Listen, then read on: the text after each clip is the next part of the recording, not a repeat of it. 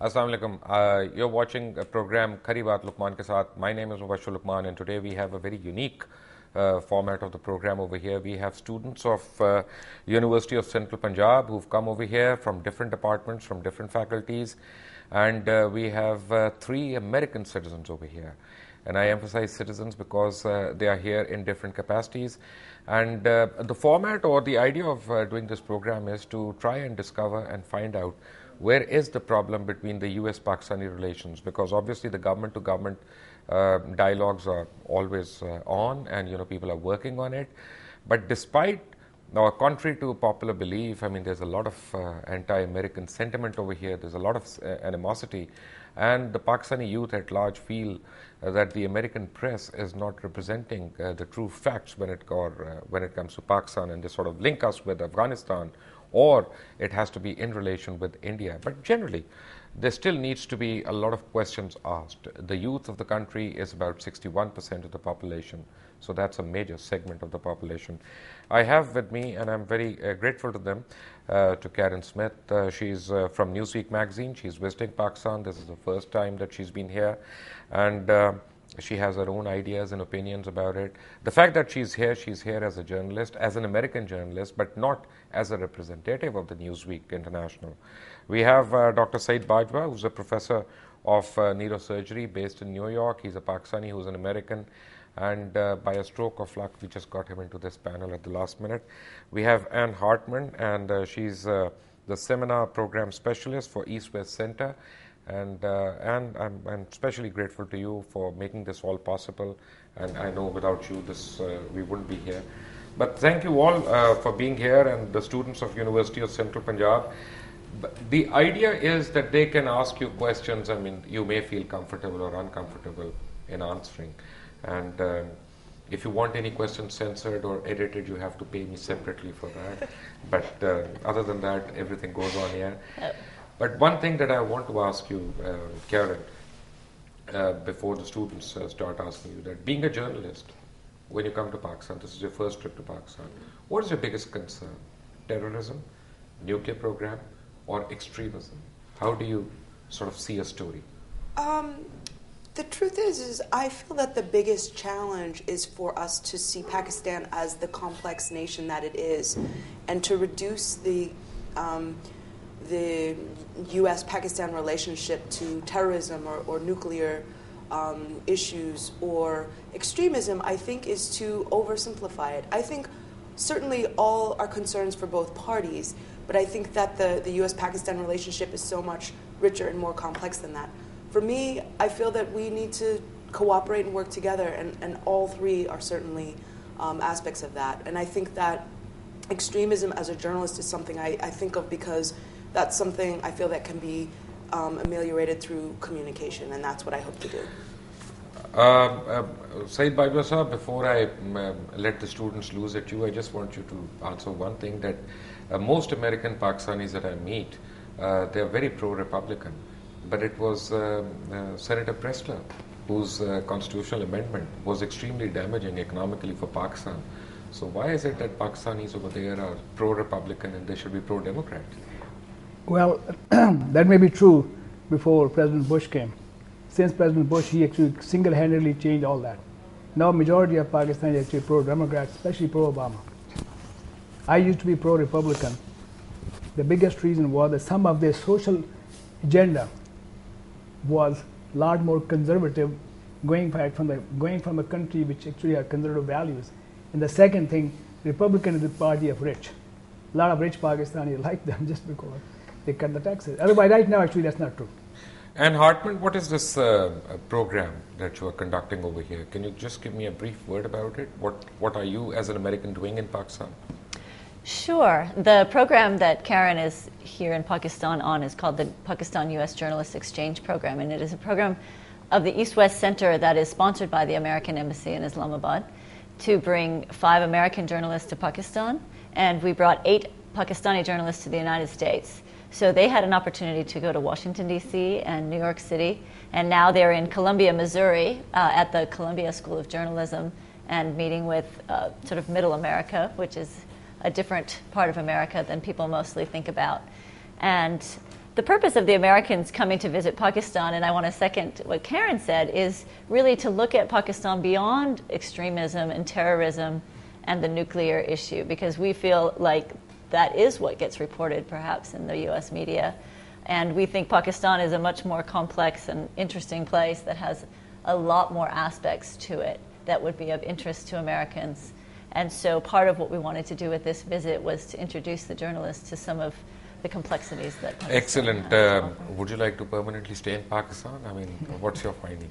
I would like to stay in Pakistan. I was a Peace Corps volunteer in Pakistan in 1990. I lived in Multan and taught at a teacher training college. So You took all the heat over there? I did. I was there in September and August, and it was very hot. I guess most of the questions would be directed towards Karin and Dr. Bajwa. I mean, I can see the divisioning over there of the bench.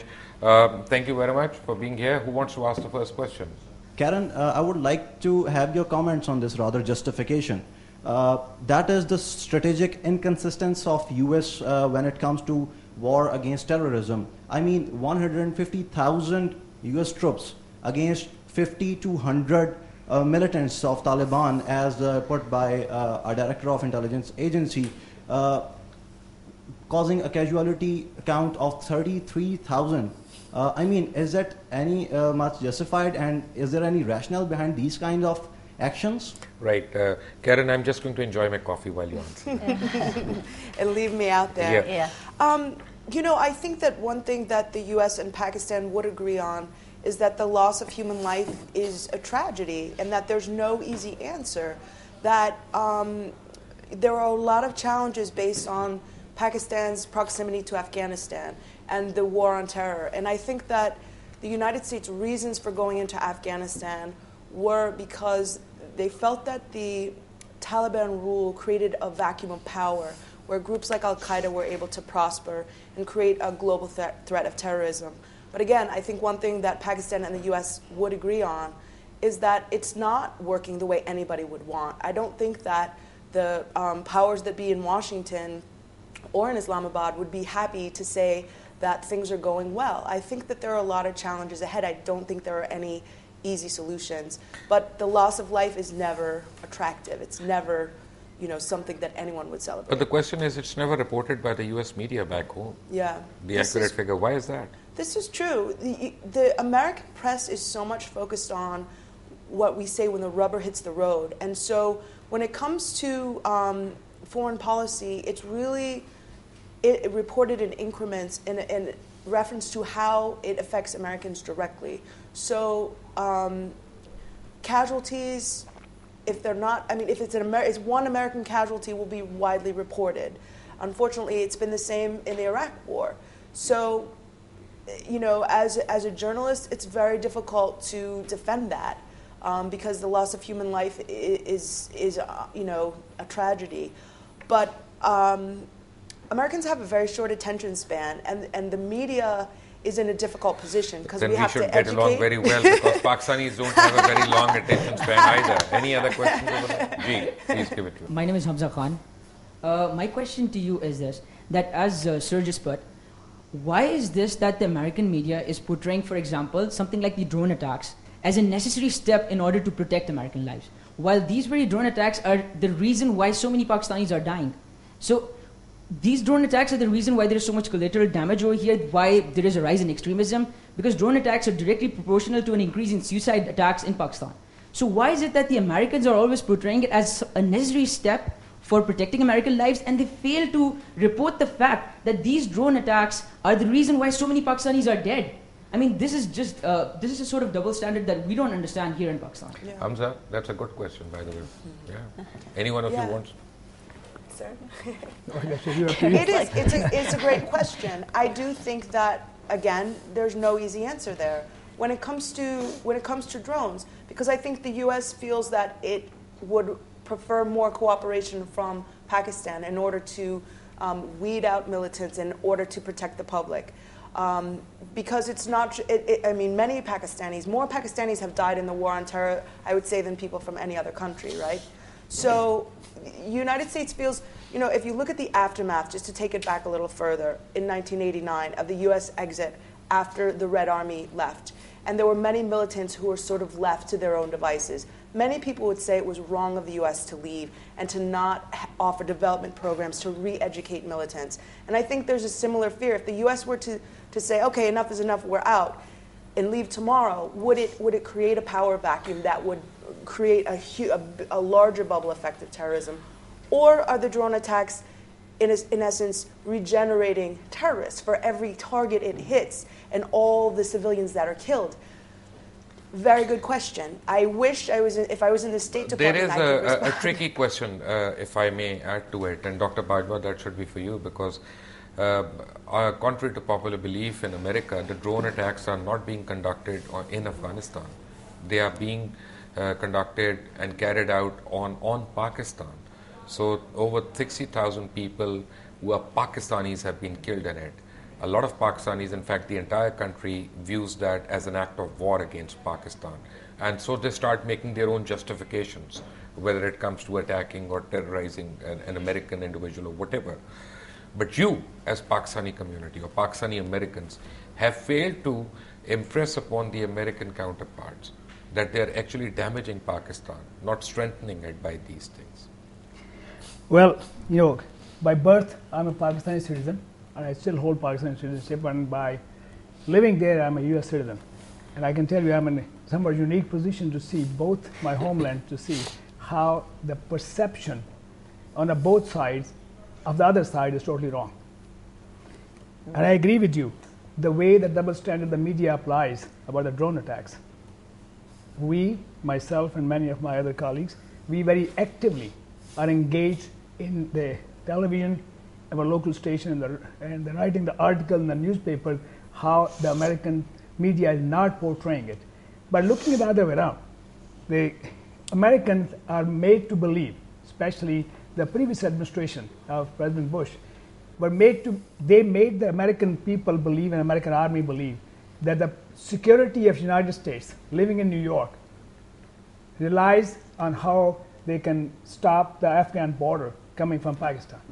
Unfortunately, that's not true. But that's not happened from the American point of view. You haven't done any fencing over there. You've taken off the troops from there. How do you, tell me that you're going to stop that infiltration over there? I absolutely agree with you. I happen to be in a unique position that two of the generals who are fighting in South Waziristan happen to be my cousins, who are the general from Pakistan Army, and I get them from direct first hand. And take their names and they get fired. No, I won't. But Dr. Bajwa, we'll come back to him once we come back from a very short break. We have to take a short break over here. Take a break.